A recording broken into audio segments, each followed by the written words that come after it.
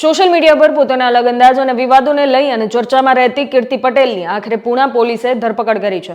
સુરેન્દ્રનગર ખાતેથી પૂણા પોલીસે કીર્તિ પટેલને ઝડપી લીધી છે. ભાવનગરના એક વેપારી દ્વારા સોશિયલ મીડિયા પર બદનક્ષી કરવા અને ધમકી આપવાના આક્ષેપો સાથે ફરિયાદ નોંધાવવામાં આવી હતી, જેના આધારે પોલીસે સમગ્ર મામલે તપાસ શરૂ કરી હતી. પરંતુ હવે આ કેસમાં સૌથી મોટો સવાલ એ છે કે આખરે કીર્તિ પટેલ સામે પોલીસની તપાસમાં શું સામે આવ્યું છે. પોલીસના જણાવ્યા પ્રમાણે તપાસ દરમિયાન માત્ર બદનક્ષી અને ધમકીનો મામલો જ નહીં, પરંતુ અન્ય ગંભીર આક્ષેપો પણ સામે આવ્યા છે. પોલીસના આક્ષેપ મુજબ અગાઉ બળાત્કારની ફરિયાદના મામલે 12 લાખ રૂપિયાનું સેટિંગ કરવામાં આવ્યું હોવાની વાત પણ તપાસમાં સામે આવી છે. આ ઉપરાંત ફરિયાદી રાજુ ભમ્મર પાસેથી 1.5 વર્ષના સમયગાળા દરમિયાન અંદાજે 3 કરોડ 12 લાખ રૂપિયા પડાવી લેવામાં આવ્યા હોવાનો પણ પોલીસનો આક્ષેપ છે. આ તમામ બાબતોને ધ્યાનમાં રાખી અને પૂણા પોલીસે ફરિયાદમાં વિવિધ કલમોનો ઉમેરો કર્યો છે. ત્યારબાદ કીર્તિ પટેલની ધરપકડ કરવામાં આવી છે. ધરપકડ બાદ કીર્તિ પટેલનો એક અલગ અંદાજ જોવા પણ મળ્યો હતો. મીડિયા સમક્ષ કીર્તિ પટેલે કહ્યું કે જો તેના પર ખંડણીની ફરિયાદ દાખલ કરવામાં આવી હશે તો તે કોઈને નહીં છોડે, અને સાથે તેને આટલી નાની કલમમાં આવી રીતે કાર્યવાહી કેમ કરવામાં આવી તેવો પણ સવાલ ઉઠાવ્યો હતો. પરંતુ હવે સૌથી મહત્વની વાત એ છે કે આ સમગ્ર કેસમાં પોલીસ પાસે શું માહિતી છે. ફરિયાદી પાસેથી 3.12 કરોડ રૂપિયા પડાવી લેવાના આક્ષેપ અંગે પોલીસ પાસે કયા પુરાવા છે, અને અગાઉના 12 લાખ રૂપિયાના સેટિંગના આક્ષેપ અંગે પણ તપાસ ક્યાં સુધી પહોંચી છે, આ તમામ બાબતે પોલીસનું શું કહેવું છે, આવો સાંભળીએ. शहर के पूना पुलिस स्टेशन विस्तार में एक बीएनएस की धारा 296B जिसमें ऑब्सीन व गलत शब्द यूज किए जाते हैं, extortion, defamation, criminal intimidation, criminal conspiracy, इन सब धाराओं के तहत और आईटी एक्ट के धारा 67 के तहत एक फरियाद दाखिल हुआ था. उसमें 2 आरोपी हैं, कीर्ति पटेल और नैना भरैया. कीर्ति पटेल इस गुना की विगत ऐसी है कि उसने 12 लाख रुपए लेके रेप का फरियाद सेटलमेंट करने का प्रयास किया नैना भरैया के साथ, और दूसरा कि टोटल 3 करोड़ 12 लाख रुपए जो फरियादी है राजू भम्मर से उसे अलग अलग टाइम पे 1.5 वर्ष के अंतराल में उससे लिया गया है. इस फरियाद को ध्यान में रखते हुए पहले हमने इसके अच्छे से तपास किया और उसके बाद ऑनरेबल कोर्ट में रिपोर्ट करके इसमें एक्सटॉर्शन का सेक्शन ऐड किया गया है. जब एक बार एक्सटॉर्शन का सेक्शन ऐड हुआ तो दोनों आरोपियों को पहले हमने नोटिस दिया था, और इसमें कीर्ति पटेल जो दूसरे जगह में थी, जामनगर जूनागढ़ की तरफ थी, तो वहाँ पे टीम को भेज के कीर्ति पटेल को अरेस्ट किया गया है अभी, और ऑनरेबल कोर्ट के पास इसको प्रोड्यूस किया जाएगा और आगे हम रिमांड की कार्रवाई इसमें करेंगे. सर कितना गुनाही इतिहास है और कैसी ये लड़की है ये? इसमें टोटल इसके अगेंस्ट में बहुत सारे गुनाहित इतिहास है. पहले भी एक्सटॉर्शन का फरियाद दाखिल हो चुका है कापोद्रा पुलिस स्टेशन में.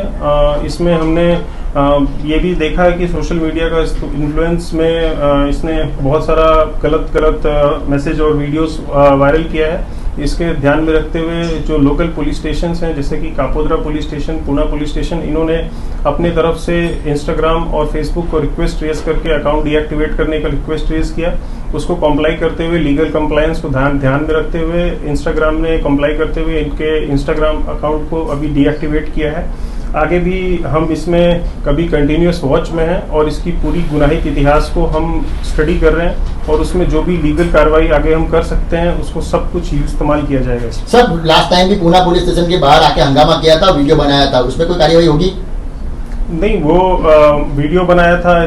Video banana is not a crime, लेकिन वीडियो बनाना किस ऑब्जेक्टिव से वीडियो बनाना, हर छोटी वीडियो को हम एज अ क्राइम ट्रीट नहीं कर सकते हैं, क्योंकि ऐसे तो बहुत लोग वीडियो बनाते हैं, लेकिन देखना पड़ता है कि इसमें कंटेंट क्या है, किस ऑब्जेक्टिव से किया गया है, कौन डिफेम किया जा रहा है किसको. तो जनरलाइज चीज़ों पे हम ध्यान नहीं देते हैं. किसी पर्टिकुलर इंडिविजुअल को अगर टारगेट किया जाए और उससे वीडियो के मार्फत अगर पैसा का एक्सटॉर्शन किया जाए या डिफॉर्मेशन किया जाए तो उस पर पुलिस लीगल एक्शन लेती है. सर ये नया उसने अकाउंट भी बना दिया है, उसमें उसने पुलिस को चैलेंज दिया हुआ है. उसकी तपास चालू है. हम इस पे इन्वेस्टिगेट कर रहे हैं और एक पीएसआई, महिला पीएसआई इसकी तपास भी कर रही है, और जैसे ही हमें कुछ उसमें एक्शन लेना होगा तो उसमें हम उचित एक्शन, लीगल एक्शन लेंगे. अभी आगे क्या हो सकता है सर इसमें? अभी आगे हम कोर्ट में रिमांड के लिए प्रोड्यूस करेंगे, और फिर आगे हम जो दूसरी को एक्यूज्ड है उसको भी अरेस्ट करने का प्रयास चालू है. सर अगले गुने में जामीन पे है तो किस तरह से जामीन कैंसिल करने की हाँ, वो ऑलरेडी हमने कोर्ट में ऑलरेडी इसका रिपोर्ट किया हुआ है, बेल कैंसिलेशन का. बेल के जब भी किसी को बेल मिलता है तो उसको बेल के साथ उसके बेल की कंडीशंस होती हैं.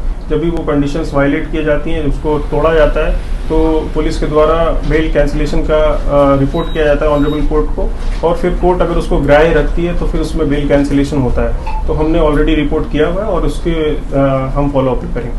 ઓકે ચાલો તો પોલીસ વિભાગ દ્વારા આપવામાં આવેલી આ માહિતીમાં તમે સાંભળ્યું કે કીર્તિ પટેલ પાસેથી ફરિયાદ અને સમગ્ર કેસને લઈ અને પોલીસની તપાસમાં અત્યાર સુધી શું સામે આવ્યું છે એ તમામ બાબતો આપણે સાંભળી। હાલ આ સમગ્ર મામલે પોલીસે કીર્તિ પટેલની ધરપકડ કરી વધુ તપાસ હાથ ધરી છે। પોલીસ દ્વારા વિવિધ કલમો ઉમેરવામાં આવી છે અને હવે તપાસ દરમિયાન વધુ વિગતો સામે આવે તેવી શક્યતા છે। ખાસ કરીને ફરિયાદી રાજુ ભમ્મર પાસેથી 1.5 વર્ષ દરમિયાન 3.12 કરોડ રૂપિયા પડાવી લેવામાં આવ્યા હોવાના પોલીસના આક્ષેપને લઈને પણ તપાસ કરવામાં આવી રહી છે। આ ઉપરાંત 12 લાખ રૂપિયાના સેટિંગના આક્ષેપો અંગે પણ પોલીસ દ્વારા તપાસ કરવામાં આવી રહી છે।